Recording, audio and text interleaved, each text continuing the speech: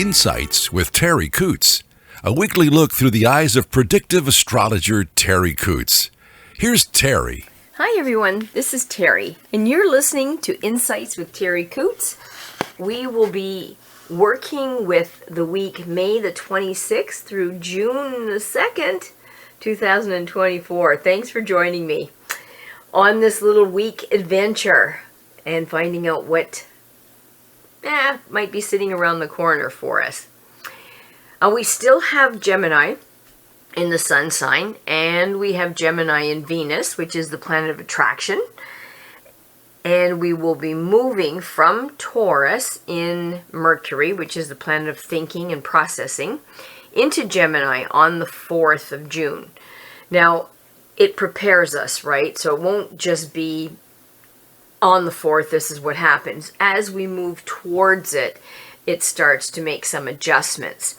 So we're leaving that solid, determined, get out of my way, I'm going to do it energy of the bull, and we're transitioning to an air sign, Gemini, which is the thinker. So a lot of thinking, a lot of thinking in the sun sign, in Venus, in Mercury, soon to be. That's our minds are going to be going, and if you naturally do have a mind that just keeps going, watch that it doesn't affect you in a negative way as opposed to a positive way. Lots of issues this week with some of the clients that I worked with on overthinking things. Say typically you take an ordinary benign situation and we start to think about it. Pretty soon we've created Horrorville. And that seems to be what's on the plate for this week. So just keep it in mind and look to see what you're doing. Am I thinking this over and over and making it too big of a thing? Or, maybe I'm creating something that I don't want to create by how I'm thinking about it. So we're supposed to tune into our thought, to try to be aware of what we're thinking and how does that affect my experience of the situation. Because it does. How our thoughts lead us, because that's really what happens, can dictate whether it's a positive energy field or a negative energy field. And it's a really good processing time when we have Gemini and Mercury. Mercury's the ruling planet of Gemini, so it's a very mercurial type of energy. I've been training the dogs as we're moving towards more of this. I train the dogs every day anyway. But what I'm noticing is that they're catching on quicker. Excuse me. Sorry about that. They're catching on quicker. They're wanting to process things. So mainly, I want obedience with the dogs. But I use the agility equipment, teaching them to go over A-frames, teaching them to do tables, tunnels, tires, the whole gamut. But the point for my dogs, not necessarily my clients' dogs, the point for my dogs is learning how to concentrate, learning how to be self-disciplined, learning how to take direction from a distance, learning how to focus, learning how to not be mentally interrupted in their work schedule by other dogs that are running around chasing balls and being called by their owners.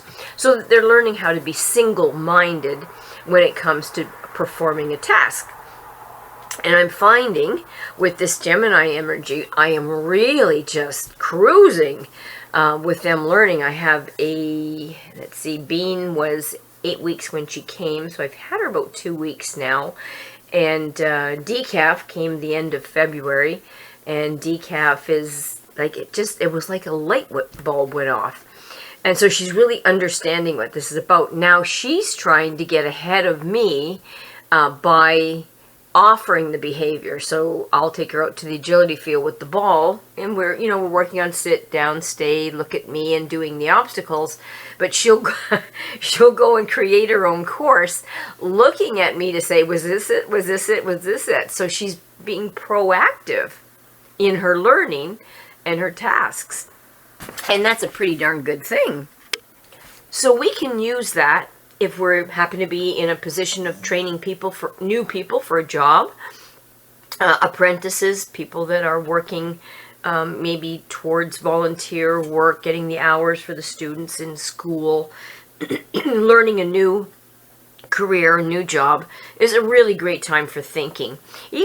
Even things that you want to wrap your mind around, trying to figure out how can I figure this out? How can I get this constructed, or what can I do around that?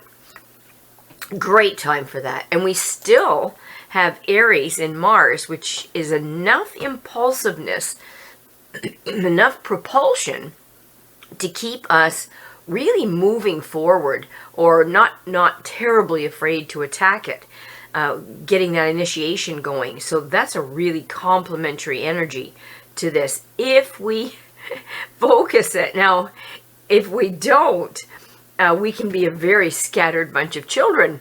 So watch how you channel that energy. You don't want your head going off in outer space here. We have enough cyber things going on. Now, when you combine all of that energy, just be prepared. And then I do look at the clients through the week. When I look at the week overall, that what I can see what was the pattern, and we are creating, it seems, a lot of thought, like I said, and maybe creating an overwhelmed feeling in ourselves, or overwhelming ourselves by thinking, and not being able to ride that horse. So be very cognizant of what you're thinking, when you're thinking it, how you're thinking it, and is it complementary to what you need to do and what you need to get done? And are you feeling overwhelmed? There's things that are occurring that I'm finding myself as well. I just seem to get overwhelmed with it. And then you can go off in that rabbit hole. I'm going to give you an example. It was announced, I knew it about 2 weeks ago, 3 weeks ago, because I have people that are in the know. But it was announced publicly that as of August the 1st, we will not be able to bring any dogs into Canada that are under 6 months of age. So that means no importing of puppies anymore. And we can't we can't take our dogs to the United States for a day trip unless you have a myriad of all kinds of things: your pet passport, your health certificate, your rabies certificate, a microchip that was done at the same time as the health certificate was issued, not prior. It just really, I find, thinking of all of this, with the government sticking its fingers in, basically with people that don't know what they're doing. If you take, for instance, the scenario of how do we show? I show a lot in the States. So this is going to be a real big thing. How do I take my dog every weekend to the States to go and do shows? It's going to stop that. How do people from the States come here? It's going to stop that. The rabies certificate was fine, but all the rest of the jargon is just getting stupid. And it's not like rabies has developed here in Canada. I don't know what the point is. Now, talking to the powers that be, they say the point is these rescue groups have brought in dogs that were ill. All right, then go after the rescue groups. Don't go after the people that have dogs that are certified healthy, take care of their dogs and keep it clean. It's the same with the gun laws, right? They're regulating people that have guns that take the course, follow the rules, have the trigger lock, have your magazine in a different place, your cartridges in another place. God forbid I ever need my gun. It'll take me 3 hours to assemble it. But that's not who's causing the crime. It's the people that are illegal that are causing the crime, but they're going after the innocent people.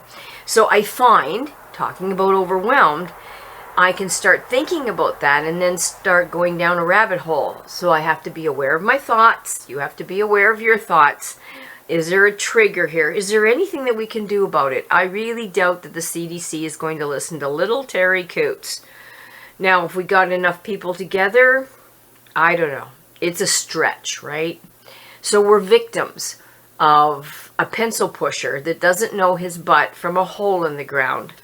on many war fronts here. There just seems to be widespread, what's the word for it? I don't know. Regulation? Would that be something that would fit into this?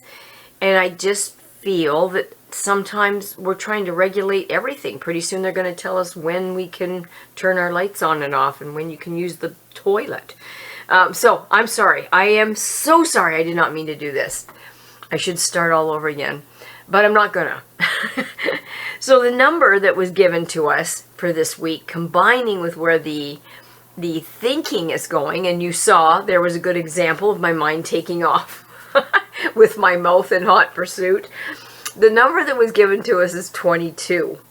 And that is not a common number to come up for us. So that was interesting to me that it came up, because normally I get the single digits. That seems to be the norm. So when a double digit comes up, it's pretty interesting. And number 2 out of the 22 would be one that's compatible with this. But 22 means to maybe seek out people and do collective activities. Excuse me. So, for instance, tonight, a whole bunch of us got together and we just did cornhole and talked and watched the races. So I would definitely call that a collective activity. Intelligence. Oh my goodness, I almost said "and that's in short supply."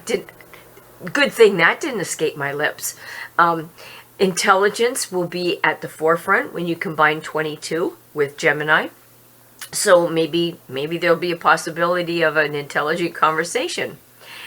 The challenge here is putting personal life in second place. So we have to look at that. We don't want to be selfish and we don't want to be egotistical. But we do want to make sure that our personal life doesn't take second place completely. Excuse me. And we do look at trying to balance here. There may be, because 2 is compatible, 2. There may be a desire to build things for other people, build a thought, build a concept, build a project. So working with other people collectively will bring a lot of good feelings to our lives. We will be able to see a little bit further with this energy, especially towards the end of the week when Pisces in the moon takes over. That is a very psychic sensitive time. So being able to look at a distance and see the broad picture, the broad context of the situation, and then from that squeeze inspiration. And when we're inspired, we're strong. And we need to listen to that inner voice. Terry, shut up. Yeah, we need to listen to the inner voice. The weakness of number 2 is that we need to look at more humanistic attitudes. We need to watch out for mental overload, like I said. That's a weakness of number 2 as well. We can get overwhelmed. So watch your mind. Is it going to go down that rabbit hole? I would go so far as with number 2, if we get mentally overwhelmed, we could even start thinking, I'm going to call it insanity. I mean, we're not insane. Some people are. And some people lend themselves to be. I think myself, I was in that category at times. But we can lend ourselves to really not making sense. And if we can, recognize when we're not concentrating and we're kind of flying out all over the place. So we don't want to misfire all those beautiful little thoughts and turn it into some kind of war zone. So just be on top of yourself as far as how is this affecting me. Quickly, the beginning of the week could be a particularly sore time. I noticed it in my shoulder. My shoulder's not sore normally. There's nothing wrong with my shoulder. But a couple times there I went to move and it caught me. So our joints, knees especially, if you have any issues with them, could be a little bit of a screaming Mimi. And back bones, the back, the lower back, just keep an eye on that. If you're sensitive in that, maybe throw your back brace on, watch how you lift, watch how you bend, just be careful. And then that will slip down towards the middle of the week to the ankles, the calves, our skin, our Achilles tendon, all of that can be very vulnerable. Our feet, the toes. So if you have sensitive feet and they try to talk to you, like scream at you, pay attention to them, because they'll be screaming at you if you're not careful. So during this period of time, for instance, if I had weak feet, I would watch how much standing I do, and if there's a chance to sit down, take it, instead of standing and putting more pressure on that little body part than you need to. Then towards the very, very end of the week, it moves right back up to our head, our teeth, our tongue. So if you're prone to migraines, that might be a little bit more of an issue. If you have any head issues, sinus, anything like that, you might be a little bit more vulnerable in that area. Now, just quickly, the cards that I pulled, basically in a nutshell, the Ace of Hearts popped up, and that's asking us to cultivate unconditional love, trying to receive and trying to disperse it for other people, and to look at, do I love unconditionally, or do I put parameters on how much compassion I show or how much love I do. There's a little bit of a warning. Please remember, this is general. There are some energy fields that are not working in compatible tendencies with us maybe changing our job, maybe just this week, changing jobs, changing location, changing where we live. Now, some of us are going to be stuck to it, and we have to, because as I said, it's general. But typically, this week's energy isn't supporting it. It doesn't mean that it's not going to happen. It means it may not happen without issues. So if you know that and you have to do it, just try to, cover your butt. Try to see what's the worst thing that could happen here, and how can I be ahead of it so that it doesn't bite me in the butt.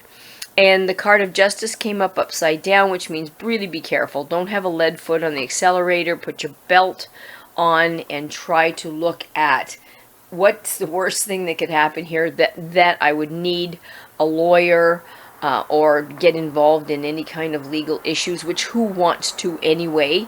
Most of us would like to avoid that, and it doesn't look like it would end easily or fairly. Some of you are going to be faced with a very, very important decision. This decision will revolve around comfort zone and the new and the unknown. So we might be offered the gift of making a decision, not feeling comfortable with all of the information that we have been given. And it feels like we're making that decision with the seat of our pants here. But basically, when you melt it all down, it comes just down to, do I stay in the comfort zone? I know everything about where I am right now. There's nothing new, nothing behind a corner that I don't know of. It's complacent.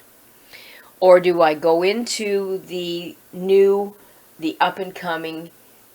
That's where the growth will be. And the suggestion of this energy field is that nothing in nature stands still, and everything is out of the comfort zone. And so the only way to progress and do well is to be able to, with respect, step out of the comfort zone and safely, cautiously as you can, work in that field.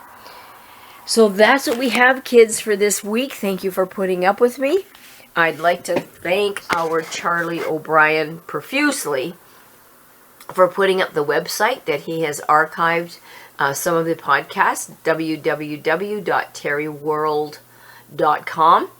And he's put up about 4 or 5 of them. If you've missed any of them and you want to apprise yourself of them, or if you just want to go over them again and see if I was right or wrong. He's got us on Spotify podcast, Apple iTunes, Amazon Music Podcast, SoundCloud, and YouTube.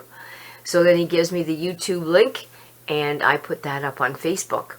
So if you need anything digital, don't be afraid to get a hold of Charlie and take advantage of his vast wealth of knowledge. And if you need a website, he's really, really, really good at that as well. If you need a reading, I'd be happy to help you. You can email me www.terriworld.com. It's on my website, or my actual email address is terri.coutts@gmail.com, or you can text or call 519-726-6699. We can do a reading, or if you're interested and you have a dog that needs a little bit of work, I'd be happy to help you with that as well. Thanks again for your kind attention. I hope you have a great week, everybody. Do not overwhelm yourselves. All right? Have fun. Talk to you soon. Bye for now. Thanks for listening to Insights with Terri Coots. Visit Terri's website at terriworld.com. TERRI world.com.